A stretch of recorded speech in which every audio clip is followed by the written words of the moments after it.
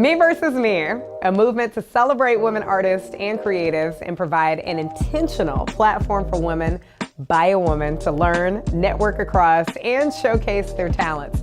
Plus, we vibe all the way out, baby. So come catch a vibe with us. I'm Michele McKnight, and tonight's guest is a literary activist, a screenwriter, author, and playwright, and founder of Houston Play on Purpose. Plus, she's in pre-production right now for her first short film, If They Took Us Back. If you haven't heard of her already, now you do. So welcome to the show and meet Holly Charles-Pearson.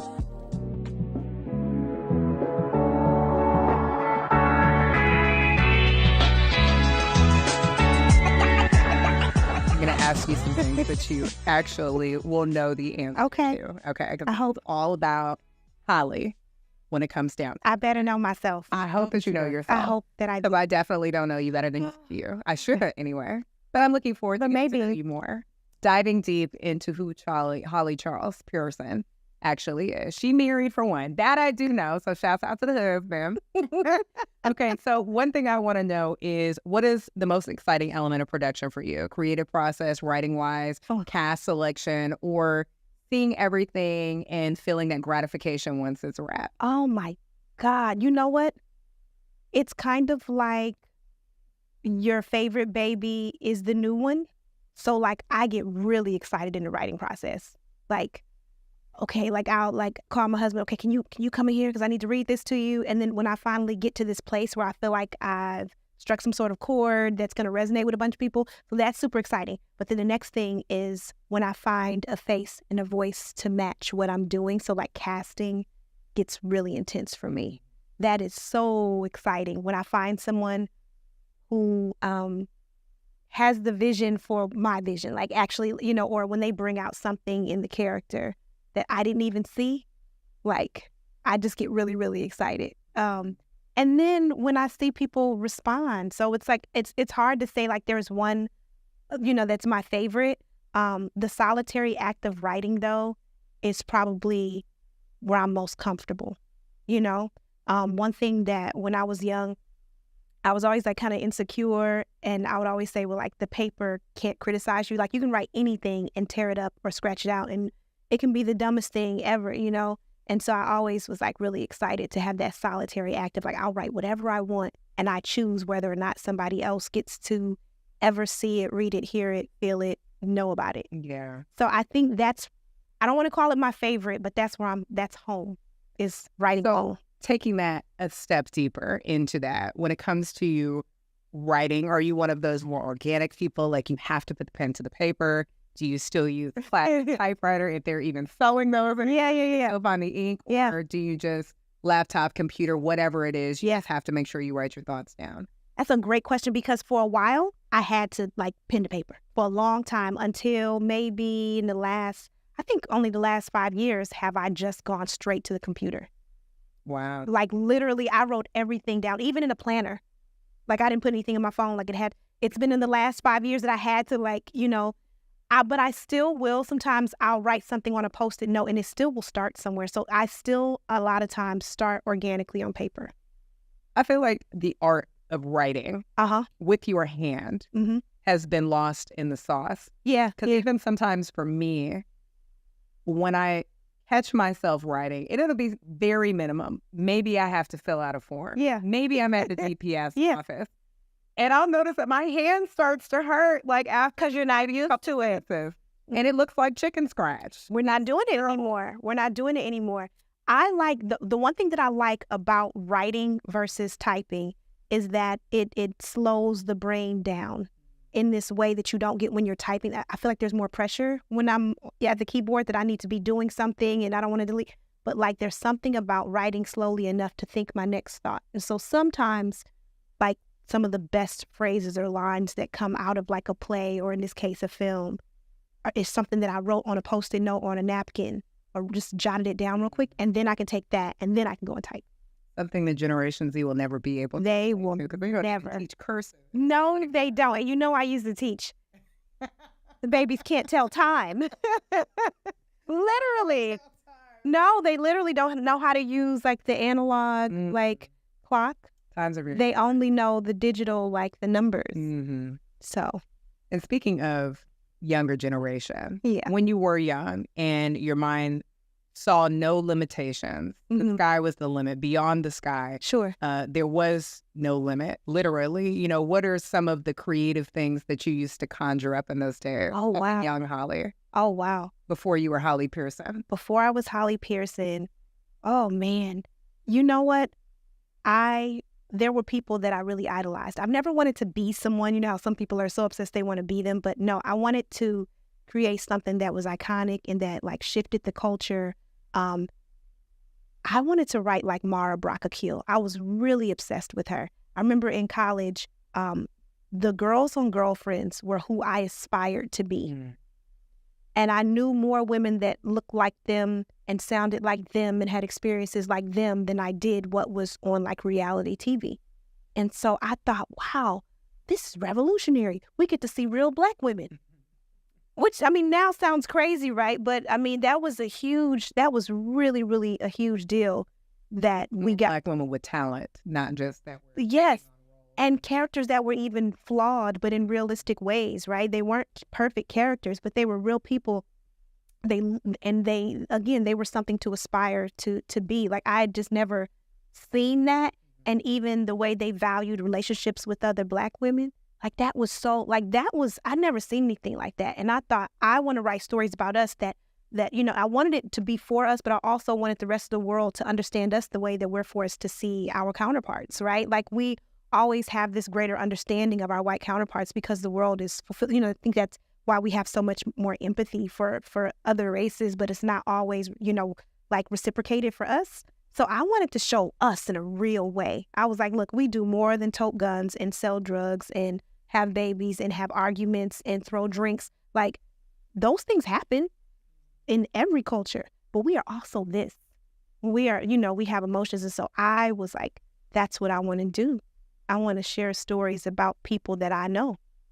So Me Versus Me is all about celebrating women creatives and elevating art, because art a lot of times allows women to be able to articulate themselves even when they can't find the words. Obviously, you have no issue finding the words. I do. I know. You know what? Let me tell my husband to say, nah, she don't. But no, I do sometimes have a hard time finding the words. Yeah. I mean, I think that's the beauty of writing something down is that you get time. There's nobody interrupting me. There's nobody making a face that makes me feel like what I said was not important. Do you know what I'm saying? So there are things that I can get out when I'm writing by myself that I'll never get out in a conversation. Yeah. I don't know that I would ever stand in front of, you know, a Black man and say, hey, don't call me strong, because when you do that, this is what happens, you know? But I might say it in a really insecure way. And I think that there's power in the page. Yeah. Well, you have a gift and vision to bring out storyline, colors, camera angles, make the audience feel the feelings of the characters that you have in your production. So when it comes to your creative process, how do you kind of go into that mindset to develop all of these different attributes for what you are trying to produce? I think it's important to show that, you know, no devil always has horns and no angel always has their, you know, this halo above their head. Like, we are all completely flawed. We all contradict ourselves. We all are, you know, like we're duplicities. Like, we have so much going on. And so for me, that's the meat of any character. I don't know that I really want to like create any one person that's really, really great or any one person that's really, really bad. Ultimately, there's a reason why we all make decisions. And I think that's the most gratifying part about writing, is that I can create empathy, or I have the opportunity to create empathy for, you know, the villain and the victim. And I think that we probably solve more by looking at people as people who make decisions for certain reasons. So that's, for me, character development is saying, like, no one's born inherently evil or, you know, or whatever. It's like everybody has a story. So I try to develop that as much as I can. Okay, so in all these years of you entering into TV film production, knowing that this is something that you wanted to do, also, you know, you mentioned you being a teacher, and then you worked with radio. There's been several different lanes that it is that you've taken throughout your journey, and now you are back here honing in on your talent, what your passion is. So what has been one of the most humbling experiences that you've had so far?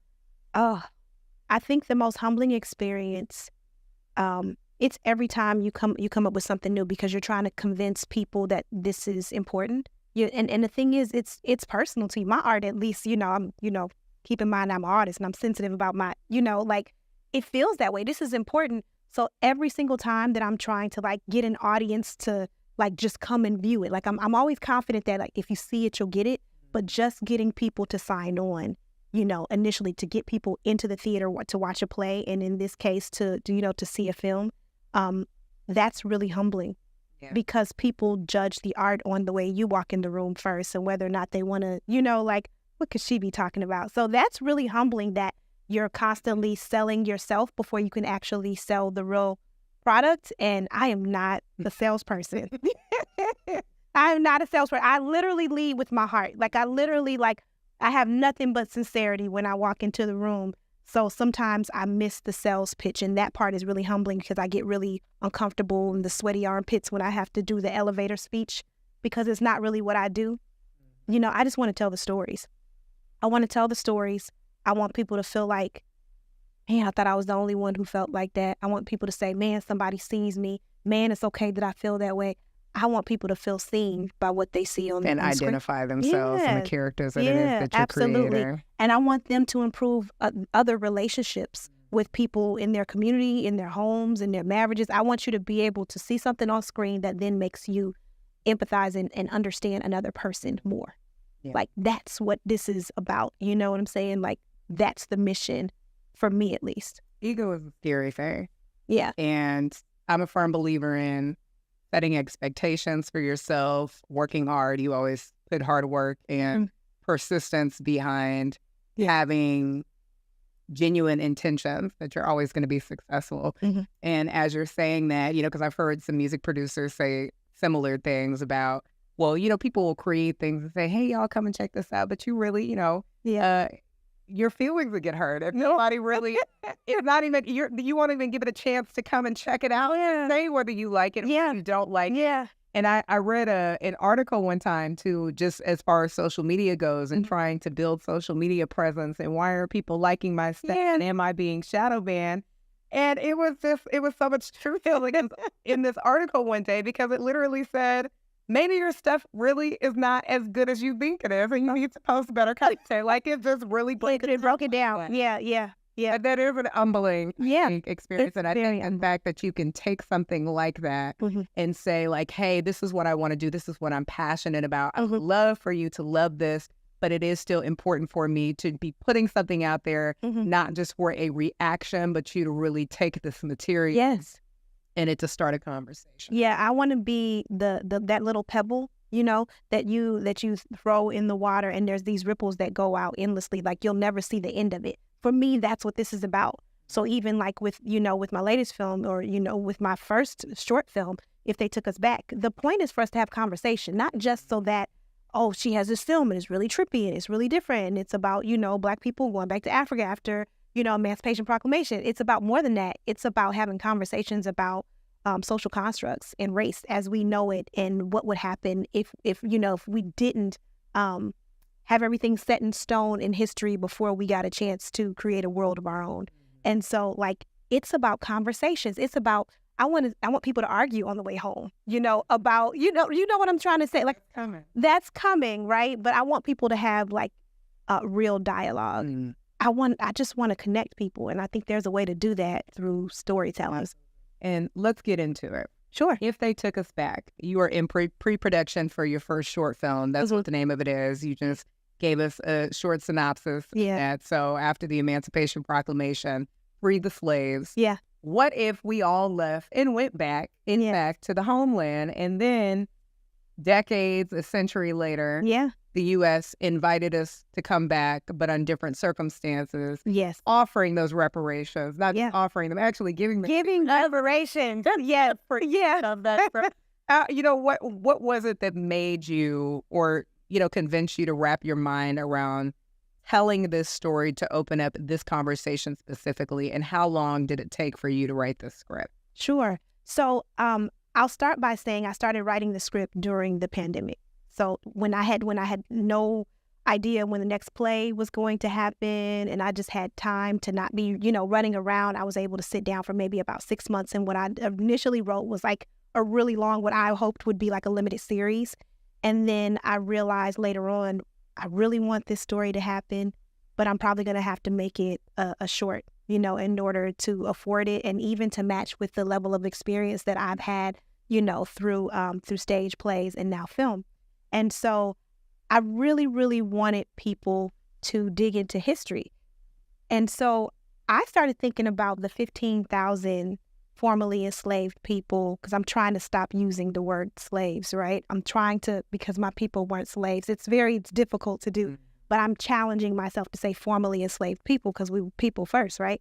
And so, and remain people. I wanted people to think about not just as 15,000, but what would the U.S. be missing if what I feel is the soul of America left? What would the world look like? And then if there was time to to have the absence of African-American people, what would have happened to the culture and the music and the food, and like what would be here, and how would we be remembered for our gifts if they were no longer available? You know, have we just been taken for granted as a people? You know, and so I feel like if they had taken us back, we'd be remembered as the people who tilled these fields, who through this terrible and violent territorialism, we created inheritances for our counterparts. I would say, like they said, we built this joint for free. I think we would have we are the ones who, their children, suckled, at women's breasts, and we sat at the bedsides of people as they passed away. Wouldn't that be the memory that was left? I think we would be remembered a lot differently, but I think because of the way that African Americans were left in this country and then almost posed a threat, right? And when I say a threat, I don't mean a physical threat. I mean, now you have to share resources. Now there's competition for jobs, for space, for land, for romantic interest. There are all of these things. Right. Well, now it's a problem. And so now we fall into a different category, and now we're an irritant to a country. Now we're tolerated in a country instead of being celebrated and absolutely a target, when really we should be celebrated for all the things that we've afforded everyone in this nation, right? And so I just started thinking more about that, thinking about Marcus Garvey and his plan, the Back to Africa movement, the Pan-Africanism, us having this connectedness. What would it look like if we weren't here? What would happen if we had a large presence somewhere else? And it's hilarious to me when I think about like what we've done in not just the U.S., but the world, right? Black culture, and I'm talking about African-American culture, touches it touches every continent. It's like, that's why we can go, like, they know Beyonce in every part of the world. We can, there's like, they only need one. They only need one. But she's traveling everywhere anyway. But you know what I'm saying? It's like what we have done. I mean, like rock and roll, R&B, jazz. A lot of that is appropriate. Yes, and yes, and just, and even when I was saying, don't call me strong, I'm effective immediately. Just the things that Black women are and standards of beauty, we're not the standard of beauty, but everything that we do is emulated in some way and then, kind of repackaged in other places. So I just wonder, what would that look like if we had time to heal and they had time to reflect? Would they not beg us to come back? You've evolved into this person who, who you are, you're confident in that, and you know what message that you want to tell, which is very difficult in a time right now where we have so much influence with social media, telling us one thing, you having an opinion about it, but then having 1,000 people maybe jump down your throat and disagree with you. Sure. But, in the early days of you being a writer, who did you look up to in TV, film, production? Who did you channel in those earlier days? Sure. When you were writing and creating? So, love Spike Lee. I always liked the way his incorporation of music and mood into film was always exceptional to me. So music has always been a huge part of what I've done on stage and now with this film. That's always been a big deal. And then as far as writers, I don't know that it was always filmmakers. It was people like Zora Neale Hurston, because she writes in poetry. And when I say that, I don't mean like it's swirly lurly language. I mean like she could make the simplest sentence. She says in Beloved, you are your best, or you your best thing. That's what she says. You are your best thing. It's not about how elaborate the language is. It's just how simple it is. And so I think that's the same thing with Black culture. So it always has mirrored that. So I've always loved Zora Neale Hurston and how she did like folklore, and it was just everyday people. And that's kind of, always been what I've been inspired by. Alice Walker, same thing. If they took us back, going to cause a lot of disagreement. Yeah. Argument. It's supposed to. It's hypothetical. Conversation piece. I could see them even having seminars. Yeah. Because you know what? PV and beyond. Sometimes it's about it's about asking the right questions, not having the right answers. I'm not solving anything with this. I'm asking, what would it look like? What if you took this away from, what if we did this?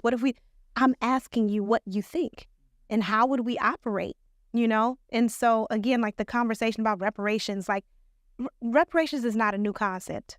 Reparations was something that was discussed before the Civil War before it even ended. There was always a conversation about there's no way that you simply release 4 million formerly enslaved, uneducated people and then just decide that like our nation is going to be fine with that. It was going to be damaging, and we see that damage 158 years later. We see that. We always knew that was important. That we, and again, those reparations were not enough. Like 40 acres and a mule was not what we deserved. It was what we should have at least gotten in that moment, at least. And so again, I just want to open up conversations about that, Charles-Pearson, your legacy, what you ultimately hope and wish to accomplish in your lifetime in TV and film, what would you say that is? I'll say this. I believe in personal ministries. I really believe that the gift that God gave me was to tell stories so that it would take care of his people, to, I connect people through doing that.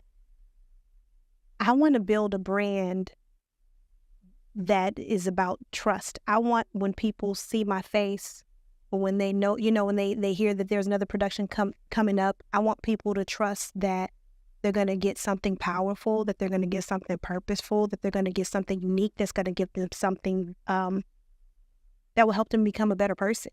I want people to just trust that. You know how like there's certain people, when I hear Tim Burton's name, like I know what that brand is. I know what I'm going to get from that. I know what the feeling is. I want people to say, when I go see these films, I always come out a better person. I always come out and have a powerful conversation with someone. I always come away from it with growth. I want people to trust me with that. And on that note, if they took us back, they want to come back. Be on the lookout. Charles-Pearson, your first short film. Congratulations. I know it's going to be fantabulous. And you probably going to see me at the audience. I think she going to be there. Okay. All right, you ready? Let's see. We're calling this, put you on the spot. Okay. Which you weren't ready for. I am not. And since you are in the world of TV, film, and production. Yes. I want to see if you know what year or what location a production took place. Okay. Okay. So we're going to switch things up here. All right. A variety. All right. What year was 12 Years a Slave filmed? Or what year was it released, in fact? Mm-hmm. Was it A, 2010, B, 2000, C, 2013, or D, 1999?